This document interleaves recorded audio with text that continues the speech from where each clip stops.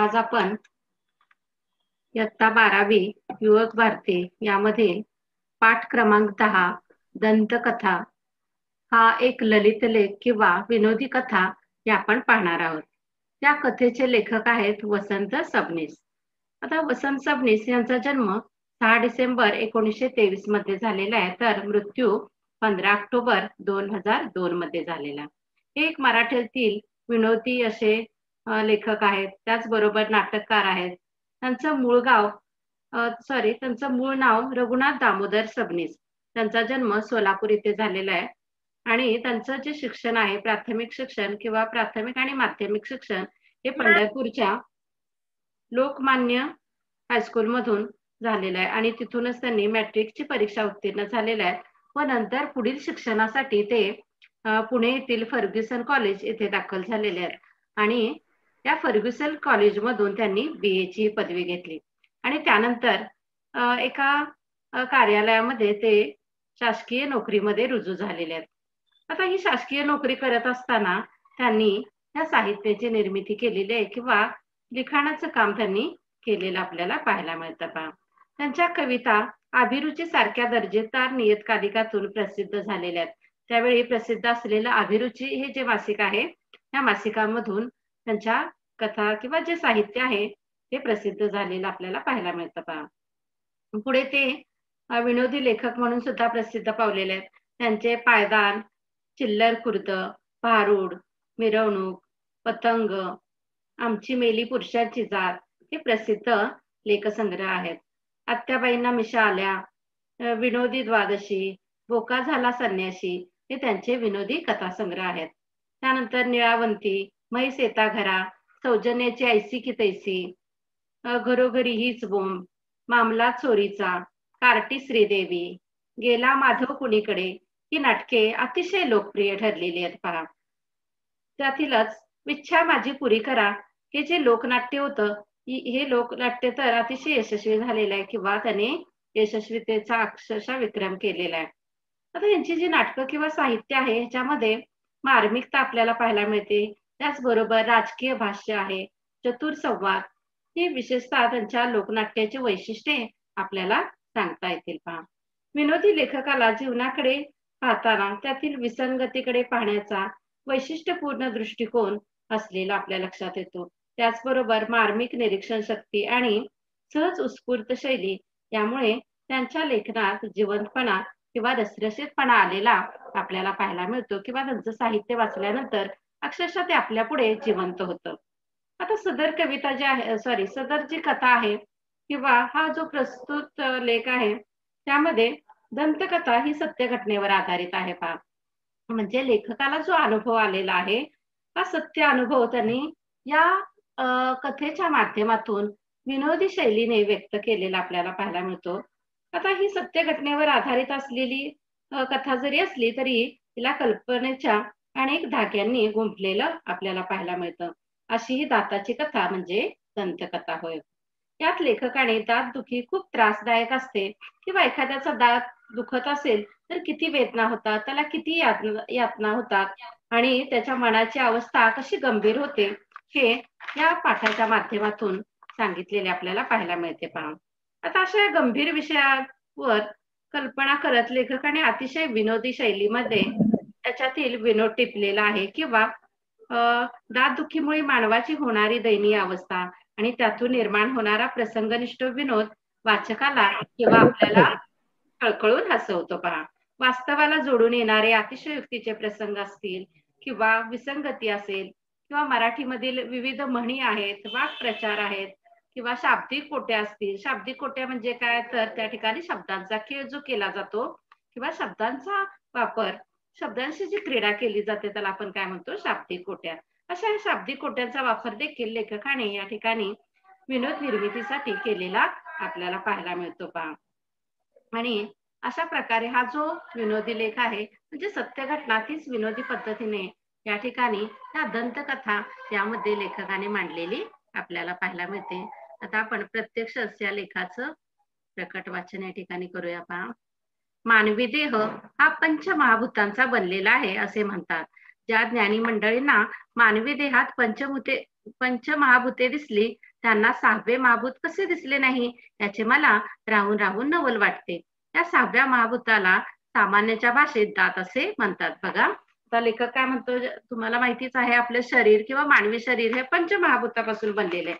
पंचमहाभूते कोणती? तर त्यामध्ये पृथ्वी, आप, तेज, वायू आणि आकाश या पंचमहाभूतापासून आपलं शरीर तयार होत असतं.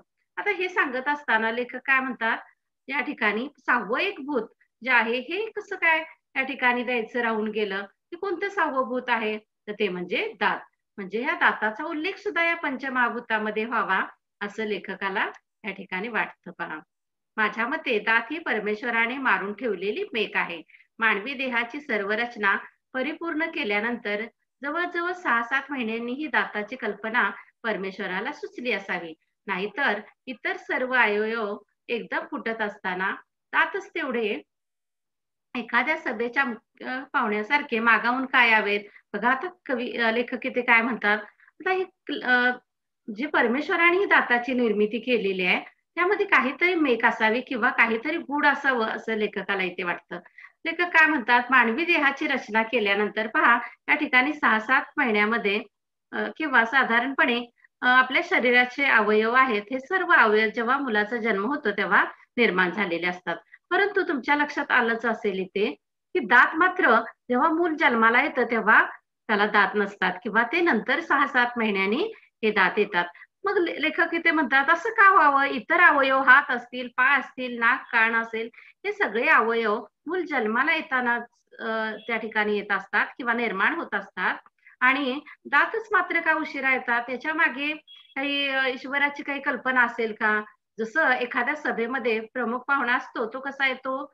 अगदी सगळे प्रेक्षक आल्यानंतर मागाहून येतो तो. तसंच हे दात सुद्धा एखाद्या प्रमुख पाहुण्यासारखेच उशिरा येतात, असं या ठिकाणी हे लेखक म्हणताना दिसतात. पहा, तुटलेलं बोट पुन्हा उगवल्याचं माझ्या तरी पाहण्यात नाही किंवा पहिले नकटे नाक गळून पडून त्या जागी नवीन नाक आल्याचंही ऐकिवात नाही. पण दात हा एकच अवयव आहे की जो दोनदा उगवतो. बघा, आता आपलं एखाद्याचं बोट तुटलं किंवा एखाद्याचं नकटं नाक म्हणजे छोटं असलेलं नाक जर गळून पडलं, तर त्या जागी कधी कोणाला नाक आलंय का? किंवा त्या ठिकाणी कोणाचं तुटलेलं बोट पुन्हा उगवलंय का? असं आपण आतापर्यंत पाहिलेलं नाही किंवा लेखकाने सुद्धा पाहिलेलं नाही किंवा ऐकलेलं नाही. पण हा दात असा एक अवयव आहे की जो दोनदा येताना दिसतो. पहा, सुरुवातीला लहान बाळ असतं तेव्हा त्याला 6-7 महिन्यांनी दात यायला सुरुवात होते. छोटे छोटे दात येतात, त्याला आपण काय म्हणतो? दुधाचे दात म्हणतो. नंतर काही 13-14 वर्षांनी हे दात आहेत ते पडतात आणि त्याच जागी दुसरे दात येतात. पहा, त्याला आपण परमनंट किंवा कायमस्वरूपी असलेले ते दात म्हणतो. म्हणजे मानवी जीवनामध्ये या ठिकाणी दोनदा दात उगवण्याची क्रिया या ठिकाणी होते. म्हणजे इतर कुठलेही अवयव आहेत ते दोनदा उगवत नाहीत किंवा तुटून पडल्यानंतर पुन्हा येत नाहीत. परंतु दात हा असा एक अवयव आहे की जो 2 वेळा उगवतो किंवा पडून गेल्यानंतर, गळून गेल्यानंतर पुन्हा तो येत असतो. पहा, तेव्हा माणसाला शरण आणताना तृण धरायला एखादी चांगली जागा असावी म्हणून ही दाताची योजना झाली आहे, याबद्दल माझी तरी खात्री आहे. पहा, आता तृण धरायला म्हणजे काय? बऱ्याच वेळा आपल्याला काही कोणाला शरण आपण गेलो किंवा आपल्या मनामध्ये काही शंका असतील, अशा वेळी आपण दातामध्ये एखादी काडी धरतो.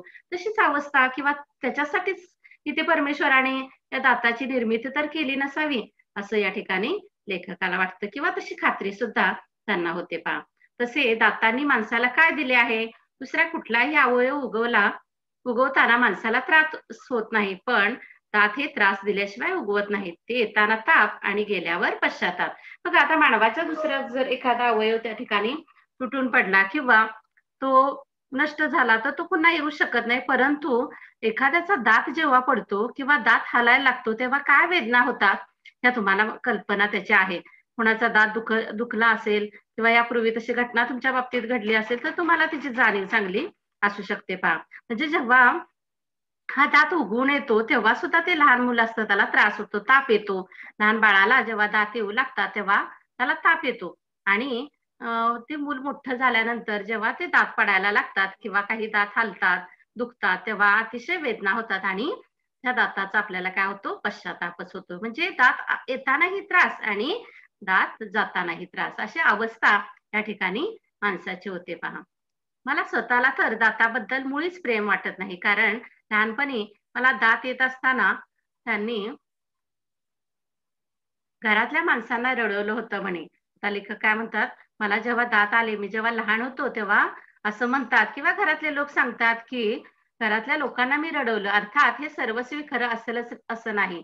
आता रडवलं म्हणजे शब्दशः अर्थ नाही. म्हणजे जेव्हा ह्या बाळाला दात येत असतील, तेव्हा ते खूप रडत असणार आहे आणि साहजिकच त्याला सांभाळता या माणसांची सुद्धा अवस्था रडवेली झाली असणार आहे नक्कीच, असं या ठिकाणी लेखकांना वाटतं पहा. त्यांच्याबरोबर मीही रडलो असलो पाहिजे. आता फक्त ती लोकच रडवेली झाली असतील का? नाही. हे दात येत असताना त्या ठिकाणी त्या बाळालाही त्रास होणार आहे किंवा लेखकांना सुद्धा त्रास झालेला असणार आहे आणि तेव्हा ते सुद्धा रडले असणार आहेत पहा. दात आल्यानंतरही मी दिसेल त्याला चावत असे, अशी ही दंतकथा ऐकून अजूनही कित्येक नातेवाईक माझ्यापासून दूर पळतात. बघा तुम्ही हे अनुभव घेतला असेल, लहान मुलं असतं जेव्हा त्याला दात येतात, तेव्हा त्याच्या हातामध्ये जी वस्तू येईल, आपलं बोट जरी सापडलं त्याला, तर ते पटकन त्याचा चावा घेतं किंवा दिसेल ती वस्तू ते चावत असतं. अशाच प्रकारच्या दंतकथा किंवा कहाण्या या ठिकाणी लेखकाबद्दलच्या त्याच्या नातेवाईकांनी सांगितलेल्या आहेत पहा. आणि मग एखाद्याला ते मूल किंवा लेखक चावा घेत असत म्हणून हे नातेवाईक आहेत ते त्यांच्यापासून दूर पळालेले सुद्धा सांगितलं जातं पहा. आता मी दिसेल त्याला मुळीच चावत नाही, कारण चावण्याची हौस अनेकदा स्वतःचेच मनगट चावून चावून भागवले आहे. आता हे लहान मुलं असतं ते पहा, हाताला काही सापडेल, एखादी वस्तू सापडेल ते चावतच. परंतु त्याचबरोबर काहीच नाही सापडलं तर स्वतःचा हात आहे, तो स्वतःच्या हाताचे चावे घेण्याचा सुद्धा प्रयत्न करतो. आणि म्हणून लेखक काय म्हणतात, आता मला चावण्याची हौस राहिलेली नाही, कारण माझंच मनगट चावून चावून ती हौस आहे ती भागलेली आहे. पण माझ्या दातांनी मला एवढा उपद्रव दिला आहे, की त्या मानाने दुसऱ्यांना झालेला उपद्रव काहीच नाही. आता या दातांनी इतका त्रास दिलेला आहे, की त्यामुळे दुसऱ्याला जो त्रास झाला त्याचं काहीच वाटत नाही, असं लेखक म्हणतात पहा. की त्या मानाने दुसऱ्यांना झालेला उपद्रव काहीच नाही आणि म्हणूनच दातांबद्दल मला दातात धरता येईल एवढा सुद्धा आदर राहिलेला नाही. त्या दातांनी इतका त्रास दिलेला आहे, की अगदी दातात धरता येईल एवढा म्हणजे थोडा सुद्धा आदर या दाताबद्दल लेखकांना आता वाटत नाही किंवा राहिलेला नाही. इतका त्या दाताने त्यांना त्रास दिलेला आहे पहा. माझ्याप्रमाणे माझ्याप्रमाणे मराठी भाषेला ही दाताबद्दल आदर नाही असेही मला नंतर आढळून आले. कारण मराठी भाषेत अशी म्हण किंवा शब्दप्रयोग नाही ज्या दातांबद्दल मंगल भावना व्यक्त झाली आहे पहा. आता साहित्याचा जेव्हा आपण विचार करतो तेव्हा साहित्यामध्ये सुद्धा आपल्या काही अवयवांचा त्या ठिकाणी विचार केलेला पाहायला मिळतो किंवा त्याचा त्या ठिकाणी शब्दप्रयोग आलेले दिसतात किंवा त्याचा वापर केलेला आपल्याला दिसतो. उदाहरणच घ्यायचं म्हटलं तर डोळे आहेत, आपले कान आहेत, नाक आहे, याचा सुद्धा त्या ठिकाणी वापर साहित्यामध्ये केलेला दिसतो. एखादी कविता असेल त्या कवितेमध्ये चाफेकळीसारखं नाक असं वर्णन केलेलं असेल किंवा अगदी हरणीसारखे डोळे असं सुद्धा वर्णन आपल्याला पाहायला मिळतं. म्हणजे ह्या अवयवांचा वापर साहित्यामध्ये झालेला दिसतो. परंतु आजपर्यंत आपल्याही वाचनामध्ये किंवा लेखकाच्या सुद्धा पाहण्यामध्ये दाताचा वापर कुठे साहित्यात केलेला लेखकाला आढळलेला नाही पहा. कारण मराठी भाषेमध्ये असे म्हण किंवा शब्दप्रयोग नाही, त्याबद्दल दाताबद्दल मंगल भावना व्यक्त झाली नाही. कुठल्याच दाताबद्दल अशी चांगली भावना त्या ठिकाणी व्यक्त झाली नाही. दाताचा साहित्यात वापर झाला असेल, पण त्याच्या मागची भावना आहे ती वाईटच भावना या दृष्टिकोनातून झालेला आपल्याला पाहायला मिळतो. ज्या म्हणी व शब्दप्रयोग दाताशी निगडीत आहेत, त्या दारिद्र्य, भिकारपण, असभ्यपणा याचे प्रत्यंतर घडवणारे आहेत. आता त्याचा वापर जो केलेला आहे साहित्यामध्ये किंवा एखाद्या कथेमध्ये असेल, एखाद्या लेखामध्ये असेल, तो कसा आहे पहा, दरिद्री किंवा भिकारपण, असभ्य असा वाटणारा. जसं आपण म्हणतो पहा, काय दात काढतोयस, कशाला दात खातोयस दुसऱ्यावरती, अशा प्रकारे म्हणजे चांगला वापर त्याचा न करता वाईट गोष्टींसाठीच त्याचा वापर किंवा वाईट गोष्टी दर्शवण्यासाठीच वापर केलेला आपल्याला आतापर्यंत आढळतो पहा. नाही म्हणायला प्रेमविवळ कवींनी प्रेयसीच्या दातांना कुंदकळ्यांपर्यंत नेऊन पोहोचवले असेल एवढाच अपवाद. आता याला काय अपवाद आहे तर एखादा कवी आहे किंवा एखादा प्रियकर आहे, या प्रियकराने प्रेम विवळ होऊन किंवा त्या प्रेयसीचं वर्णन करताना तिच्या दातांना कुंदकळ्या असं म्हटलेलं असेल. असा एवढाच अतिशय कमी प्रमाणात वापर या ठिकाणी या दातांचा झालेला अपवादात्मक स्थितीमध्ये आपल्याला पाहायला मिळेल किंवा पाहायला मिळतो असं लेखक या ठिकाणी म्हणतात पहा. तरी पण केवळ प्रेयसीच्या दातात जीव अडकून तिच्या प्राप्तीसाठी झगडणाऱ्या प्रियकराचे उदाहरण माझ्या तरी ऐकिवात नाही. हे जरी असलं तरी सुद्धा असं कुठे घडलेलं मी आजपर्यंत ऐकलेलं नाही की प्रेयसीच्या दातात जीव अडकून तिची प्राप्ती व्हावी म्हणून एखादा प्रियकर त्या ठिकाणी संघर्ष करतोय किंवा विव्हळ झालेला लेखकाने सुद्धा कुठे पाहिलेलं नाहीये पहा. डोळे, रंग, ओठ, एखादा तीळ, एखादी खळी माणसाला गुंतवतात. पण दात पाहून वेडा झालेला प्रियकर मला अजून भेटायचा आहे पहा. बऱ्याच वेळा एखादी तरुणी असते, तिचे डोळे पाहून तिच्या डोळ्याकडे एखादा तरुण आकर्षित होतो किंवा प्रियकर आकर्षित होतो. तिचा रंग आहे तो गोरा रंग असेल किंवा अगदी गव्हाळ जरी असला तरी तो सुंदर रंग पाहून तिच्याकडे आकर्षित होऊ शकतो. तिचे बारीक असलेले ओठ असतील किंवा गालावर असलेला एखादा तीळ असेल किंवा एखाद्याच्या गालावर सुंदर अशी खळी सुद्धा पडते पहा. आणि त्याच्यामध्ये एखाद्या प्रियकराचं मन गुंतून जाऊ शकतं. अगदी तिच्यासाठी तो वेडा होऊ शकतो.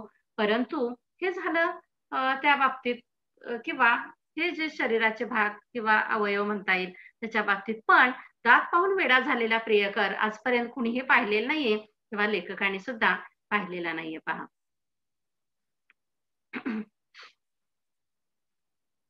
लहानपणी जे न घासल्याबद्दल मार खावा लागतो, तरुणपणी जे फार घाशीत बसल्याबद्दल वडीलधाऱ्या माणसाची बोलणी खावी लागतात.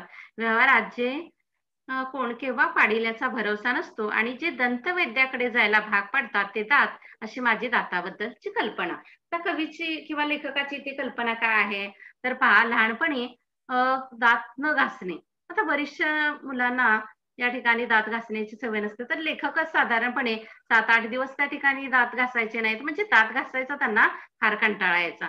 पण तरुणपणी मात्र तरुणपणामध्ये कसं असतं की सगळ्यांनी आपल्याकडे पाहावं, आपण स्वच्छ राहावं, आपण छान दिसावं असं प्रत्येकाला वाटतं.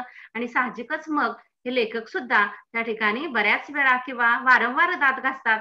आणि असं मग सारखं वारंवार दात घासायला लागल्यानंतर काय होतं, घरामधली वडीलधारी माणसं आहेत त्यांची बोलणी सुद्धा खावी लागतात. बघा, तुम्ही दिवसातून जर 3-4 वेळा दात घासायला लागला तर घरातले काय म्हणतील, अरे काय झाले तुझ्या दातांना एवढं, कशाला उगीच नाही त्याच्यामध्ये वेळ घालवतोस. अशा प्रकारची बोलणी तिथे लेखकांना सुद्धा खावी लागलेली आहेत पहा. पण व्यवहारात जे कोण केव्हा पाडील याचा भरोसा नाही. पण बऱ्याच वेळा व्यवहारात आपण काय बोलतो, तुझे दात पाडीन वगैरे अशा प्रकारचे शब्द आपण वापरतो. प्रत्यक्षात आपण दात पाडतो का नाही, परंतु अशा प्रकारे त्याचा वापर या ठिकाणी दात पाडीन अशा शब्दामध्ये झालेला सुद्धा आपल्याला पाहायला मिळतो. आणि जे दात दंतवैद्याकडे जायला भाग पाडतात ते दात. आता दात हालायला लागले किंवा दुखायला लागले की आपल्याला कुठं जावं लागतं, तर दाताच्या डॉक्टरांकडे जावं लागतं. म्हणजे दात दुखी हे आपल्याला कोणाकडे घेऊन जाते, तर एखाद्या दंतवैद्याकडे जायला भाग पाडते किंवा आपल्याला त्यांच्याकडे जावं लागतं. अशी कल्पना इथे लेखकांची दाताबद्दलची आहे पहा. मनुष्य स्वभावाप्रमाणे मीही प्रथम दाताची पर्वा केली नाही. दात दुखणाऱ्या माणसाची अवहेलना केली. बघा, एखादी गोष्ट जेव्हा आपल्या बाबतीत घडते तेव्हा त्याची आपल्याला जाणीव होते किंवा त्याचं गांभीर्य आहे ते आपल्याला कळत असतं. आता लेखक सुद्धा बेफिकर आहेत, त्यांनी कधीच दाताची पर्वा केलेली नाही. दात दुखतात त्याच्यामुळे एवढा त्रास होतो असं त्याबद्दल, किंवा कोणाचं दात दुखत असेल तर काय एवढा छोटस दात तर दुखतोय आणि काय मोठं दुःख करतोय, काय ओरडतोय, अशा प्रकारे अवहेलना लेखकाने त्या ठिकाणी केलेली आहे किंवा अशा माणसांच्या त्या ठिकाणी लेखकाने खिल्ली उडवलेली आहे पहा. पण एवढ्याशा दातदुखीचे एवढे मोठे कौतुक लोक का करतात हे मला कळत नसे. छोटासा तर दात आहे आणि त्या दात दुखीचं एवढं कौतुक काय लोक करतात, असं लेखकाला वाटत असे पहा. आमच्या परशा पैलवानासारख्या मस्त गडी सुद्धा दातापुढे चारी मुंड्यात चित झालेला मी पाहिला. तेव्हा मला दात दुखीचा जरा संशय आला. बघा, आता त्यांच्याकडे असलेला जो परशा पैलवान, आता पैलवान म्हटलं की आपल्या नजरेसमोर येतो अधिक बलदंड असा किंवा चांगलं शरीर असलेला, मजबूत शरीर असलेला असा व्यक्ती. आता हा जो परशा आहे हा सुद्धा पैलवान आहे आणि दाताच्या ह्या दुखण्यापुढे तो सुद्धा चारी मुंड्यात चित झालेल्या लेखकाने पाहिलेला आहे. म्हणजे काय, चारी मुंड्यात चित होणे याचा अर्थ काय आहे, तर तो सुद्धा हताश झालेला आहे किंवा तो सुद्धा तिथे या दातांच्या दुखण्यापुढे पराभूत झालेला पाहायला लेखकांना मिळालेला आहे. म्हणजे आपण सर्वसाधारणपणे म्हणतो पहा, पैलवान आहे म्हणजे त्याला काय त्याची तब्येत चांगली आहे, त्याच्यामध्ये ताकद चांगली आहे. छोटंसं दुखणं म्हणजे त्याच्यासाठी काहीच नाही. परंतु हे छोटंसं वाटणारं जे दुखणं आहे त्यानं ह्या पैलवानाला सुद्धा पराभूत केलेलं आहे किंवा पैलवानाला सुद्धा हैराण केलेलं आहे. आणि तेव्हाच मग लेखकांना जाणीव झालेली आहे की दातदुखीचा खरंच त्रास होत असला पाहिजे पहा.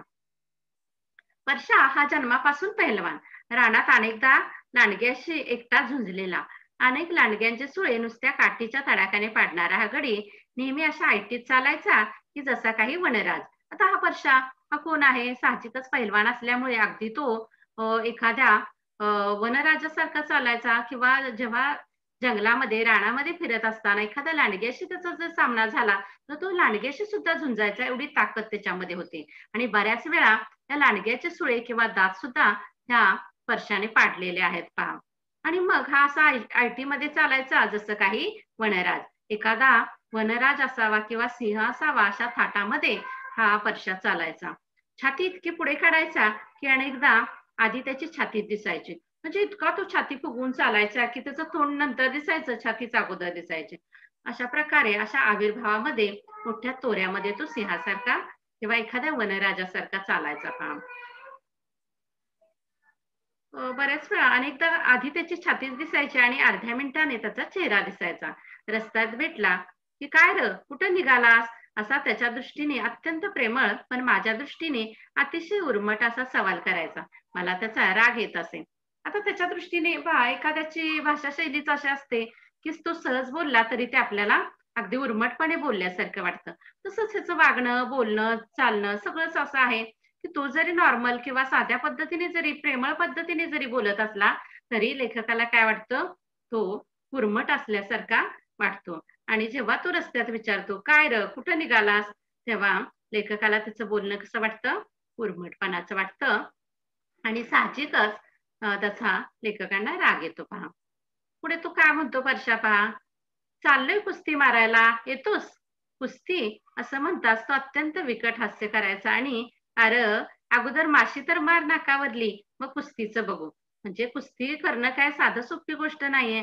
आणि कुस्ती मारायला चाललोय असं त्याला हिणवल्यानंतर तो काय म्हणायचा पहा, अरे तू काय कुस्ती करायला येणार, अगोदर नाकावरची माशी तरी मार, म्हणजे साधी एखादी क्षुल्लक गोष्ट तुला मारणं जमत नाही आणि तू काय कुस्ती खेळणार, असं तो त्याला हिणवतो पहा. असं म्हणून माझ्या खांद्यावर मोठ्या प्रेमाने दणका द्यायचा. पण गंमत अशी की दणका मला दिला तरी लागायचे त्याला. आता पहा गंमत अशी व्हायची की असं सहज त्याची चेष्टा करायची, गंमत करायची म्हणून तो त्याच्या खांद्यावरती थाप मारायचा आणि येतोच कुस्तीला असं म्हणायचा. तर त्यावेळेस व्हायचं काय की खरं तर लागायला कुणाला हवं होतं, लेखकांना लागायला हवं होतं त्या दणक्यामुळे, परंतु तसं होत नाही. तर तो दणका मारल्यानंतर त्या परशाच्याच हाताला त्या ठिकाणी लागतं. असं का होत असेल? तर बघा जेव्हा एखाद्याची तब्येत अशी चांगली असेल किंवा मांसल भाग असेल शरीराचा तर आपण तिथे थप्पड मारली किंवा एखादी थोबाडीत मारली तरी लागत नाही. परंतु जर अगदी सगळी हाडच असतील, हाडकुळा एखादा मुलगा असेल, त्याला आपण एखादी चापट मारली किंवा पाठीमध्ये त्याच्या मारलं तर काय होतं, आपल्या हाताला झिंझिण्या त्या ठिकाणी येतात किंवा आपल्या हातालाच लागतं. तसंच या ठिकाणी काय झालेलं आहे, लेखक कसे आहेत, अगदी काय हाडकुळे आहेत किंवा बारीक आहेत. आणि जेव्हा या पैलवानाने त्यांना एक त्याच्या खांद्यावरती थाप मारलेली आहे तेव्हा काय झालेलं आहे, त्याच्याच हाताला त्या ठिकाणी लागलेलं आहे पहा. ते काय तू काय म्हणतो वर्षा पुढे पहा, लई हाडं आहेत तुझ्या अंगात, दगडावानी लागतात हाताला. असं त्यानं म्हटलं की हाडाच्या बाबतीत का होईना पण आपण त्याच्या वरचढ आहोत याचाच आनंद अधिक वाटायचा. तू काय म्हणायचा, लई हाडं आहेत तुझ्या अंगात मांसच नाही, सगळे हाडच आहेत. आणि ही हाडं कशी लागतात, एखाद्या दगडासारखी लागतात असतो म्हणायचा. आणि त्यावेळेस लेखकांच्या अंगावरती मांस चढल्यासारखं व्हायचं, म्हणजे त्यांना अभिमान वाटायचा की आपण इतर ताकदीमध्ये नाही मात्र याच्यामध्ये तरी हाडांच्या बाबतीत तरी वरचढ आहोत याचा त्यांना अभिमान वाटायचा पहा. किंवा त्याचा आनंद देखील व्हायचा. आपल्या ताकदीच्या मस्तीची परशाला फार घमेंड होती. स्वतःचा उल्लेख करताना तो सिंह म्हणायचा.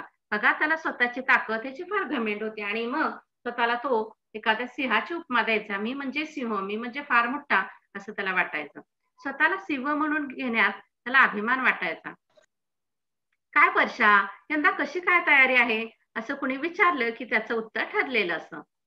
तेव्हाला काय भ्या आहे वय कुणाचं. बघा एखाद्याने विचारलं की अरे यावर्षी कुस्ती ज्या आहे त्या कुस्तीची तयारी झाली का तुझी, तेव्हा त्याचं उत्तर ठरलेलं असायचं. तो काय म्हणायचा, सिंहाला काय भ्या आहे कुणाचं, म्हणजे मी सिंहासारखा आहे, मला काय कुणाची भीती, अशा पद्धतीने तो बोलायचा पहा. सिंह मातीत उतरला की लांडगी कोल्ही पाक पसार होतात.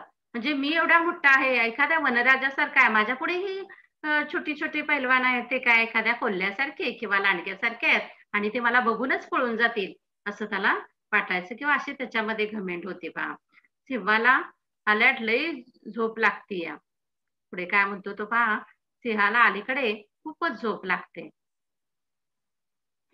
अशा भाषेत तो नेहमी स्वतःबद्दल बोलायचा. सॉरी. हां. त्याला दात घासायचा विलक्षण कंटाळा असे. 4-8 दिवसातून एकदा केव्हा तरी दात घासण्याची सूम करायचा. त्याबद्दल मी एकदा सहज त्याला विचारलं, "परश्या, तू दात घासत नाहीस वाटतं रोज." बघा त्याला दात घासायचा सुद्धा कंटाळा होता. साहजिकच कधीतरी 4-8 दिवसातून तो दात घासायचा. तेव्हा लेखकाने त्याला विचारलं, "अरे परश्या, तू रोज दात घासत नाहीस का? किंवा रोज दात घासत नाहीस वाटतं?"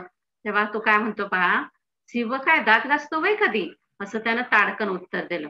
तो काय म्हणतो, "सिंह काय दात घासतो का? किंवा जंगलातले प्राणी आहेत थोडेच ते दात घासतात. आपण नाही घासले तर त्यात काय बिघडलं?"